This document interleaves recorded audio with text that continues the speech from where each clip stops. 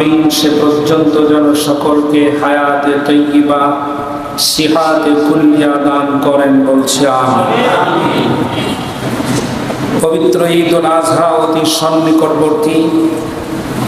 প্রিয় মসজিদ পরিচালনার সম্মানিত সদস্যবৃন্দ, অত্র এলাকার শ্রদ্ধেয় মুরব্বিয়ান একরাম, যুবক ভাইরা, মসজিদে উপস্থিত প্রাণ প্রিয় একান্ত আপনজন প্রিয় মুসল্লি ভাইরা, বাসা বাড়িতে বসে যারা শ্রবণ করছেন মা এবং বোনেরা, সকলকে জানায় পবিত্র ঈদ উল আজহার শুভেচ্ছা, আন্তরিক মোবারকবাদ।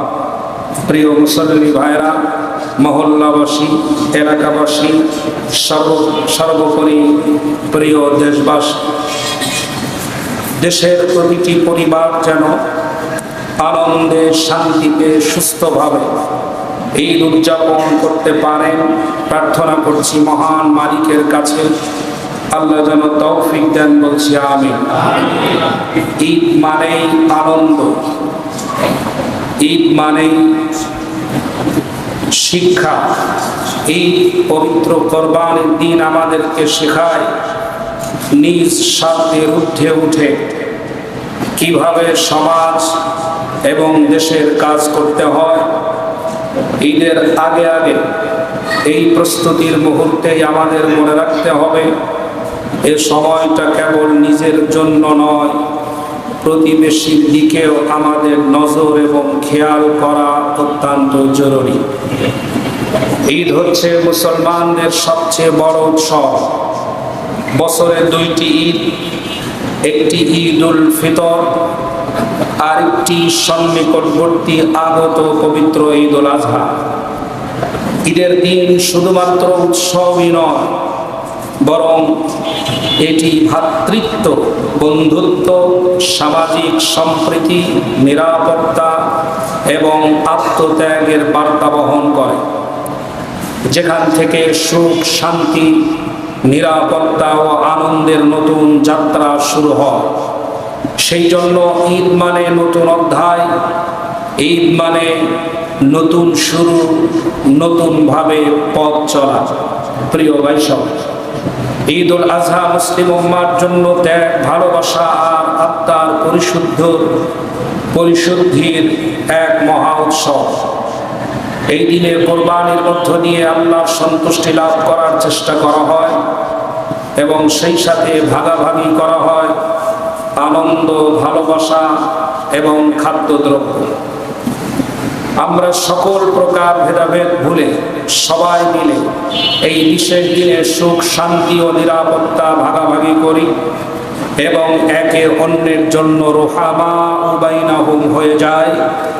সেই সাথে সবাই দোয়া করি আগামীর বাংলাদেশ হোক শান্তির বাংলাদেশ, আগামীর বাংলাদেশ হোক নিরাপত্তার বাংলাদেশ, আগামীর বাংলাদেশ হোক দুর্নীতিমুক্ত বাংলাদেশ, আগামীর বাংলাদেশ হোক ঘুষ মুক্ত বাংলাদেশ, আগামীর বাংলাদেশ হোক জালেম মুক্ত বাংলাদেশ, আগামীর বাংলাদেশ হোক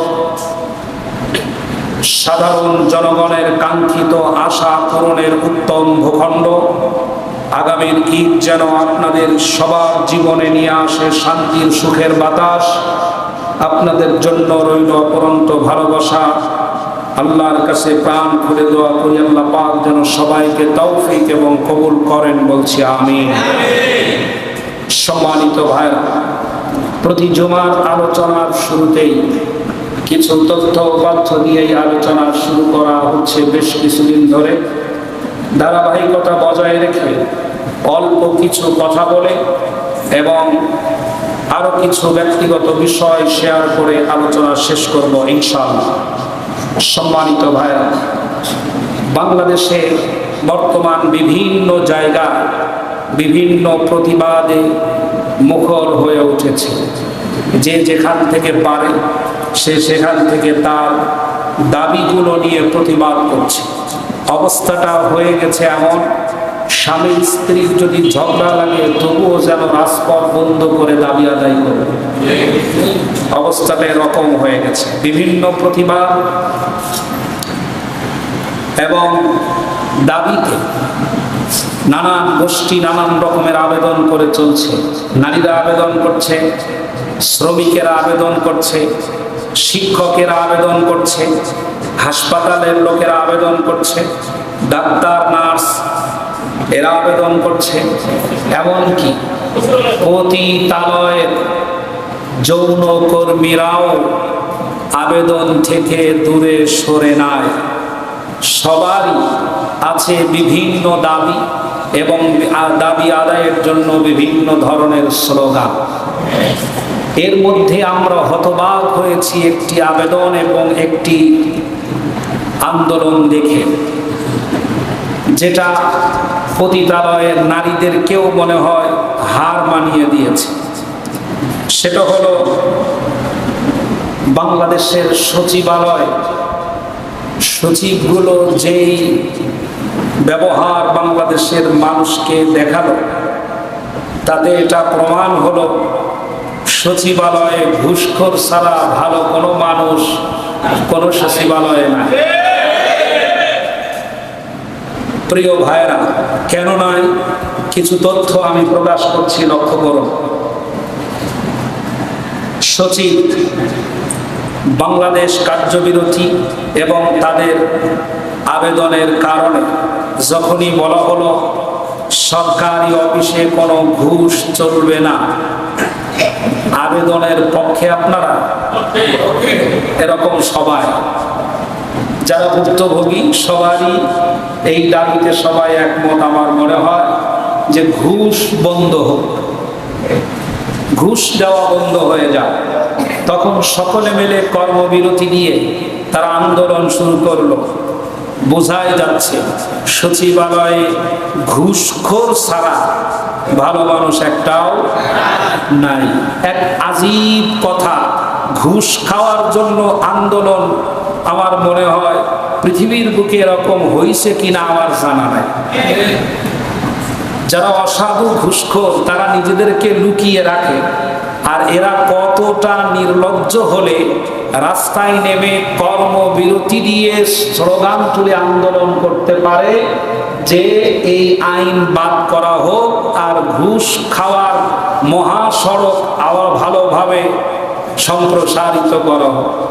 এরা কতটা নির্লজ্জ হলে এমন ভয়ঙ্কর ভাবে জাতির সামনে তাদের চেহারা দেখাতে পারে, আল্লাহই ভালো জানে। তবে সরকারের পক্ষে সিদ্ধান্ত যতটুকু এসেছে আরো ব্যাপক আকারে সিদ্ধান্ত নেওয়া দরকার। সম্ভবত পুরো সচিবালয় মেলে এবং জেলা প্রশাসক মেলে বাংলাদেশে বর্তমানে এখনো বিগত সরকারের চাকরি দেওয়া 645 জন কর্মকর্তা এখনো আছে। তাদের ভেতর থেকে মাত্র 200 জনের ব্যাপারে সিদ্ধান্ত নেওয়া হয়েছে। আমার কাছে যেন মনে হয় বাংলাদেশকে নতুন করে সাজাতে হলে পুরো সচিবালয়ে যারা আছে তাদেরকে বাদ দিয়ে যোগ্য ব্যক্তিদেরকে আবার নতুন নিয়োগ দেওয়া দরকার। তাহলে ঘুষখোরদের মাথা ঠান্ডা হয়ে যাবে। সমাজে বাংলাদেশের সকল শ্রেণী পেশার মানুষের উচিত এই মানুষগুলোদেরকে আসল নাম বাদ দিয়ে ঘুষখোর নামেই ডাকা, কারণ তারা সেই পরিচয় দিতেই স্বাচ্ছন্দ্য বোধ করেছে। লক্ষ্য করুন, ভয়ঙ্কর একটি তথ্য উপস্থাপন করছি। যেই দেশে 100 জন মানুষের ভিতরে কতজন মুসলমান মনে করেন? আরো একটু কম ধরেন, এর কম তো হতে পারে না। যেই দেশে 100 জনের ভিতর কম করে হলেও 90 জন মুসলমান বসবাস করে, সেই দেশের পুরো সচিবালয়, এখানে সচিব, যুগ্ম সচিব, উপসচিব, সিনিয়র সহকারী সচিব, সহকারী সচিব, অতিরিক্ত বিভাগীয় কমিশনার, উপবিভাগীয় কমিশনার, অতিরিক্ত উপবিভাগীয় কমিশনার এবং উপজেলা নির্বাহী অফিসারের মধ্যে যত মানুষ চাকরি করে A to Z, শুরু থেকে শেষ পর্যন্ত লিস্ট করা প্রত্যেকেই হিন্দু, একজনও মুসলমান নাই। আমি নাম সহ উল্লেখ করার জন্য প্রস্তুতি নিয়েছি, সামান্য সামান্য বলে শেষ করব, কারণ পুরো নাম 645 জনের নাম বলতে গেলে সময় চলে যাবে অনেক। 668 জন মানুষ এখানে চাকরি করে। এ সকল জায়গায় সমস্ত লোকেরাই হিন্দু, একজনও মুসলমান নাই। সচিবালয়ে এই বিশাল হিন্দুকরণের কারণে আমার কাছে যেন মনে হয় বাংলাদেশের সকল শিক্ষা প্রতিষ্ঠান মরে গেছে, সেখান থেকে কোনো শিক্ষিত ছেলে আর বের হয় না। যারা সচিবালয় চালানোর মতো যোগ্য এরকম কোনো ছেলে আমাদের দেশে মনে হয় নাই। বিসিএস ক্যাডারগুলো গেল কোথায়? বিশ্ববিদ্যালয়গুলো কি উপহার দিল আমাদেরকে এতদিনে? বিশ্ববিদ্যালয় আমাদেরকে কি উপহার দিয়েছে? সম্মানিত ভাইরা, এটা মুসলিম দেশের জন্য খুবই লজ্জাজনক, দুঃখজনক, অপমানজনক। তাদের জন্য ভালো যারা মুসলমান হওয়ার পরেও অন্তরে হিন্দুত্ববাদ লালন করে ক্ষমতার চেয়ারে বসে থাকতে চেয়েছিল। এটা শুধুমাত্র তাদের জন্যই কল্যাণকর ছিল। মুসলিম গোটা জাতির জন্য এটা দুঃখজনক এবং লজ্জার বিষয়। লক্ষ্য করুন, বিগত সরকারের হাতে সাজানো গোছানো সচিবালয়ের চিত্র। বর্তমান সচিব যারা আছেন, অরুণ দেব মিত্র, এটা হলো শুরু। উজ্জ্বল বিকাশ দত্ত, রঞ্জিত কুমার বিশ্বাস। বর্তমান অতিরিক্ত সচিবের প্রথম বলা যেতে পারে স্বপন কুমার সাহা, ভীমচরণ রায়, জ্ঞানেন্দ্রনাথ বিশ্বাস থেকে শুরু করে এখানে আছে 32 জন। শুভাশিস বোস, একজন মুসলমান নাই, সব হিন্দু। এরপরে আসেন বর্তমান যুগ্ম সচিবে যারা আছে, পরিমাল